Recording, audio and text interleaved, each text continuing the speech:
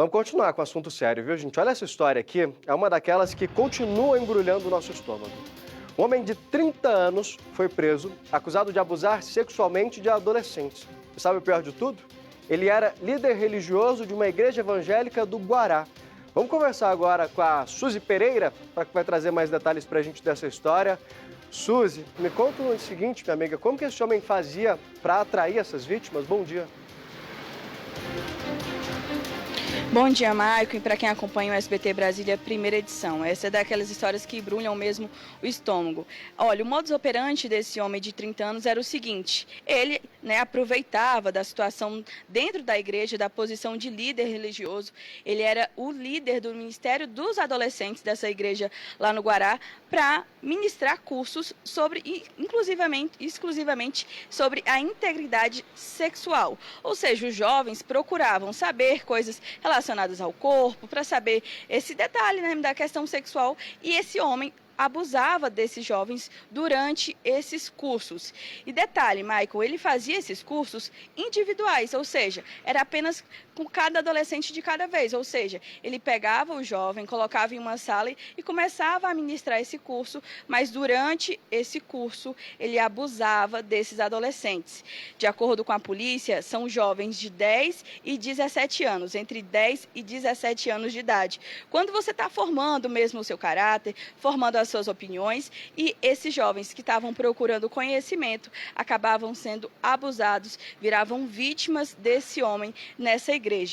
Um detalhe que a polícia passou para nós, Maicon, é que eram pelo menos, já foram 4 vítimas identificadas e mais 8 estão sendo ouvidas pela polícia para saber o que de fato aconteceu durante esses cursos nessa igreja do Guará. Outro detalhe, Maicon, é que, de acordo com a polícia, esses crimes aconteceram entre 2019 e 2024. As investigações começaram em novembro deste ano, então, em menos de 2 meses, a polícia conseguiu reunir provas suficientes para prender esse homem temporariamente. Ele deve ficar preso durante pelo menos 30 dias para que a polícia consiga investigar ainda mais e conseguir outras provas que aí consigam, reverter essa prisão dele para preventiva, que é aquela que a gente não tem um prazo para que ele saia do sistema prisional. Dentre essas pesquisas que a polícia vai fazer, essa investigação mais minuciosa, com mais detalhes, eles vão avaliar o histórico telefone desse homem nos últimos 5 anos, para saber o que ele conversava, o que ele falava sobre isso, porque esses jovens relatavam que iam para a igreja para fazer esse curso, mas na verdade eram vítimas desse homem. E aí você pensa, Maicon, jovens, e detalhe, ele tinha um perfil específico, ele abusava de meninos, de jovens do sexo masculino que iam à igreja para tentar um apoio de Deus, para ter um apelo, um apoio com a religião mesmo, que a gente sabe que é muito forte, e na verdade eles eram vítimas desse homem de 30 anos que foi preso lá no Guará. Agora a gente espera que com mais provas, ele consiga ficar realmente preso e não seja só temporário, Maicon? Suzy, eu não sei se eu entendi direito, mas a função dele ali na igreja era justamente cuidar de um departamento de adolescentes que tratava do tema sexualidade, ou seja, as ovelhas estavam literalmente com lobo? Exatamente, Maicon. É uma ironia, que a gente pode falar, porque ele dizia que ministrava cursos para que os jovens entendessem melhor o corpo, sobre sexualidade, mas na verdade ele acabava cometendo abusos sexuais com esses jovens. E aí vale lembrar, Maicon, crianças de 10 anos a jovens, adolescentes de 17 anos. Então, imagina, você vai na igreja, a gente sabe que todo mundo que vai na igreja quer um apoio de Deus, de uma força maior, e tem muitas pessoas que estão dentro das igrejas evangélicas, católicas, qualquer religião, que estão mesmo para apoiar jovens, adolescentes, mas esses, na verdade, iam realmente, como você falou, para dentro da toca do lobo, e acabavam sendo vítimas de um crime tão sério, Maicon, que é o abuso sexual. Suzy, o que faz a gente trazer casos como esse aqui na TV é justamente alertar outras famílias, outras crianças e adolescentes que qualquer tipo de situação ali que envolva o seu corpo, toque nas partes íntimas, devem ser compartilhadas ali com os pais. Foi provavelmente uma situação como essa, um filho que contou para um pai, para uma mãe, que desencadeou em toda essa situação, que descobriu que esse menino não era o único que estava sendo abusado, que era o único que estaria sofrendo alguma coisa ali com esse líder religioso. Então, essa relação de pai e criança, a gente fala aqui tanto para o público infantil, que a gente tem um público muito bom aqui no SBT, quanto para os pais, essa relação, ela tem que ser fortalecida. Às vezes ainda existe um tabu muito grande quando a gente fala de sexualidade, de corpo, mas esse assunto precisa estar presente ali nos pais. Não dá para terceirizar, por exemplo, jogar essa responsabilidade para a igreja, deixa a igreja falar, porque, infelizmente, olha o que aconteceu. A gente sabe que não são todas as igrejas, mas, infelizmente, em todo lugar, a gente está sujeito a situações como essa. Então, papai, mamãe, é hora de conversar ali com a criança, com o adolescente, pelo menos demarcar assuntos proibidos, áreas proibidas. Olha, essa parte do corpo aqui ninguém pode tocar. Às vezes, não pode mexer por aqui. Falar sobre isso, tem que contar para o papai, para a mamãe quem estava falando, porque com informações como essa, Suzy, a polícia pode descobrir um criminoso, como foi nesse caso. A gente não está falando ali de um único caso. Segundo a polícia, não era casos ao mesmo tempo, mas eles já identificaram que depois que um desses meninos se afastava, ele procurava outro. Depois que esse outro menino se afastava, ele procurava a próxima vítima. Suzy, eu vou pedir para você continuar com a gente, mas antes, Netinho, coloca para a gente aqui no telão a nota da igreja, porque a gente também precisa dar o espaço ali para a instituição se pronunciar, explicar o que aconteceu, e a gente tem aqui, a Igreja Batista da Filadélfia manifesta seu profundo pesar e indignação diante dos fatos noticiados pela imprensa e como instituição com mais de 50 anos de história, marcada pelo zelo, pela infância e a família, reafirmamos que nossa prioridade absoluta é a proteção e acolhimento de suas vítimas. E trouxe aqui alguns outros pontos que a gente está vendo aí na tela. A alegação de omissão da igreja. Ela diz que é inverídica, que é a afirmação de que o investigado continuava atuando na instituição, pois ao longo de todo o ano de 2025 ele já não exercia nenhuma função de liderança na igreja. Então, quem está dizendo isso não é a imprensa. Quem está dizendo isso são as vítimas, é a polícia, é o que consta no boletim de ocorrência. Sobre a conduta da liderança e apoio às vítimas, a igreja diz que prestou ali todo o apoio necessário, que tem acompanhado por parte ali do Conselho Disciplinar e da própria presidência essa que seria o pai desse abusador, que eles têm seguido ali com todos os pontos e colaborado com as investigações e que teriam, inclusive, orientado as vítimas a procurarem a polícia, que além do apoio espiritual, eles acreditam também na necessidade de ter ali o apoio da justiça estatal. Suzy, o que chama atenção nesse caso, a gente está falando ali, além de ser um líder de jovens, claro, o pai ele não pode ser responsável pelas atitudes do filho, não dá para a gente trazer essa responsabilização para o pastor, mas que chama a atenção, chama. Esse líder de jovens, então, seria filho do presidente dessa igreja? Exatamente, Maicon. E aí é aquele detalhe, né? Você tem que saber quem você coloca para ministrar um curso para adolescentes. Você não pode, tudo bem, se ele é filho dele, talvez ele confiasse, mas você tem que saber quem você coloca. Adolescente, ele vai seguir o exemplo das pessoas. Então, se você faz de um jeito, o adolescente às vezes fica acuado porque acha que aquilo ali está sendo certo. Então, é como você falou, Maicon. Você tem que saber direito, identificar pai e mãe que está em casa acompanhando essa história. É uma história triste, mas é uma história que serve de alerta. Você tem que saber o que é que seu filho está fazendo. Como que ele fazia um curso na igreja e tipo, individualmente, né?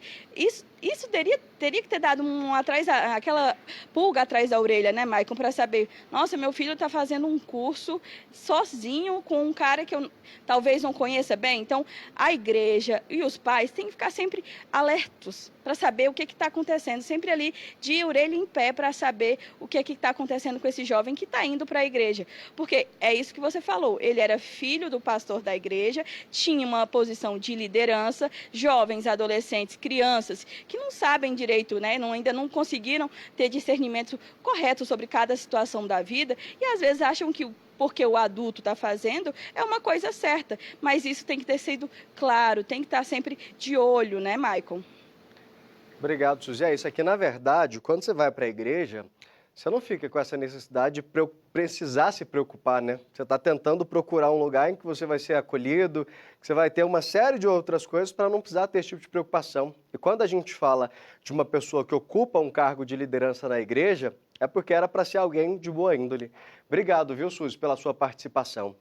A gente reforça isso que a Suzy estava falando ali, que é justamente da necessidade da conversa, de você ter essa relação ali com o seu filho, de ter essa relação ali com os pais. Porque às vezes a gente fica, mas não estava de olho, estava indo para o curso ali com a igreja, mas é aquela relação que você cria de confiança. Às vezes sabe-se lá há quanto tempo esse homem era o líder de jovens, ele estava ali dentro da igreja. A gente está falando de investigações de lá de 2019, de adolescentes que hoje já estão maiores de idade. Então, às vezes parece chato a gente bater nessa tecla de que não tem que ter privacidade, mas é por uma questão de segurança. Porque, infelizmente, hoje em dia, há prova aí que não dá para a gente confiar em ninguém mais, né? A gente vai continuar falando sobre esse assunto, só que agora com o delegado Herbert Leda, da 4ª Delegacia de Polícia do Guará, que é inclusive quem está investigando esse caso. Delegado, bem-vindo ao SBT, obrigado pela participação do senhor aqui com a gente. Eu queria começar, acho que é justamente esse ponto que eu estava falando, de como que essas denúncias chegaram até a polícia. É reforçar essa relação ali entre os pais e as crianças, os adolescentes, para que eles identifiquem algo errado. Como é que a polícia descobriu isso? Boa tarde. Opa, boa tarde, Maicon. É um prazer aqui poder esclarecer essa notícia aí da prisão, né, de um estuprador de vulnerável que estava se aproveitando das vítimas na qualidade de líder espiritual. Chegaram muitas denúncias, então a gente está mais de um mês investigando pelo menos 4 depoimentos especiais que foi feito a investigação na sessão de atendimento à mulher da 4ª DP, essa operação que a Polícia Civil logrou êxito. Então, realmente, foi um caso emblemático. A gente sabe pela doutrina policial que a partir de 3 crimes em série a gente já pode chamar de serial. Então, assim, esse caso da Operação Filadélfia, da Igreja Filadélfia, foi batizada Operação Pensilvânia. Por quê? Porque a capital, né, dos Estados Unidos, do estado da Pensilvânia, é a Filadélfia. Então, assim, a Igreja Filadélfia, que inclusive está aparecendo aí na tela, foi conivente, foi omissa, inclusive os pastores de lá. A gente vê em depoimento que os pastores tentaram acobertar, só que a Polícia Civil não vai abaixar a cabeça, não vai se sentir intimidada, vai apurar qualquer crime sexual, crime que envolva crianças e adolescentes. A gente está aqui para apurar e para responsabilizar os investigados. Estou à disposição. Delegado, eles inclusive emitiram uma nota criticando ali, dizendo que não foram omissos. Então, para a polícia não tem dúvida dessa omissão e que, inclusive, eles teriam até tentando evitar que essas vítimas procurassem a polícia? Negativo, muito pelo contrário. A gente tem depoimentos formais escritos que os pais desse cidadão que foi preso tentaram intimidar, perseguir, inclusive com argumento religioso, que isso para mim é um absurdo. No sentido de que quem denunciar esses casos ia sofrer retaliação política, retaliação interna da igreja. Inclusive, eles foram até, as vítimas e os pais das vítimas foram ameaçados de serem expulsos da igreja. Então, assim, isso foi um caso emblemático, foi um caso que a Polícia Civil logrou êxito, no sentido de que os crimes sexuais graves contra crianças, teve criança a partir de 10 anos de idade, que foi abusada sexualmente com conivência dos pastores responsáveis por essa igreja. Isso, delegado. A gente está falando dos casos que chegaram ao conhecimento da polícia até agora. Então, se tiverem outras vítimas, o espaço continua aberto ali à 4ª DP. Só que o que me chama a atenção, delegado, é o seguinte. Num caso como esse, em que tem ali uma tentativa por parte desses pais de evitar que a justiça seja feita, de que as denúncias cheguem até a polícia, eles podem responder também? Com certeza, isso aí está no âmbito do inquérito. O inquérito está em andamento, eu estou coordenando essas operações. Inicialmente, o cidadão que está aí aparecendo nas imagens foi preso temporariamente por 30 dias e todas as pessoas que forem coautores, partícipes, vão ser devidamente responsabilizados e pagarão pelo crime que fizeram. Porque é o seguinte, a questão da igreja não foi só esse estuprador de 30 anos que foi preso. Não? A questão é que teve a conivência dos pais e dos responsáveis pela igreja, então eles vão responder na medida de sua culpabilidade, conforme prevê o artigo 29, que cada um responde na medida de sua culpabilidade. No caso, ele foi indiciado por mim desde o início da portaria, já instaurei inquérito policial, indiciando ele nas penas do artigo 217-A, que trata do crime de estupro de vulnerável. Só que, pelo direito penal, o autor não é só quem comete o estupro, o abuso que foi feito por esse rapaz que foi preso. Os pais, os pastores, quem tiver envolvimento, quem tiver participação vai responder por ação, por omissão, na medida de sua culpabilidade. Delegado, a gente já tem quantas vítimas até agora? Porque a gente está falando de uma igreja, tem muitas crianças, a gente está falando de anos também, não são crimes recentes. A polícia já descobriu o caso de lá de trás, então pode ser que esse número ainda aumente, mas até agora já são quantas vítimas identificadas? Pode ser não, desculpa corrigir, já são 4 vítimas com depoimentos especiais e a gente está no radar de pelo menos outras 8 vítimas que estão sendo identificadas, porque a partir do momento que ele foi identificado, que realmente esse caso viralizou, nós estamos atrás de busca de novas denúncias, inclusive a população do Distrito Federal, a população do Guará e a população, principalmente os fiéis dessa igreja, tem que ir na delegacia de polícia, tem que ir na 4ª DP, tem que registrar o boletim de ocorrência para a gente continuar dando a responsabilização devida. Inclusive, temos que ressaltar que um dos depoimentos do pai de uma das vítimas foi depoimento sigiloso, porque a pessoa estava com medo de sofrer retaliação do pastor líder da igreja. Então, assim, eu não tenho receio, eu não tenho medo, eu, na qualidade de autoridade policial, eu vou até o fim, vou responsabilizar, vou atrás de novas vítimas, que quem tiver feito mal vai ter que pagar pela justiça criminal. Delegado, parabéns pelo trabalho do senhor, pela coragem, por não se abaixar diante de uma ameaça. E, inclusive, a gente reforça esse pedido aos pais. Provavelmente outras vítimas também foram ameaçadas dessa mesma forma e devem procurar a polícia para que casos como esse não se repitam. Ninguém, eu reforço, ninguém está acima da lei. Inclusive, se as pessoas tiverem receio, eles podem ligar no 197, o canal de Disque Denúncia vai ser devidamente apurado. A gente realmente precisa de novas informações da comunidade local e regional para a gente responsabilizar todos os que causaram esse crime de estupro bárbaro que aconteceu aqui na nossa região do Guará. Obrigado, viu, delegado, pelo trabalho, pela participação. A gente vai continuar acompanhando de perto o desenrolar dessa história. Uma boa tarde para o senhor e um Feliz Natal. Boa tarde, pode contar comigo. Tamo junto.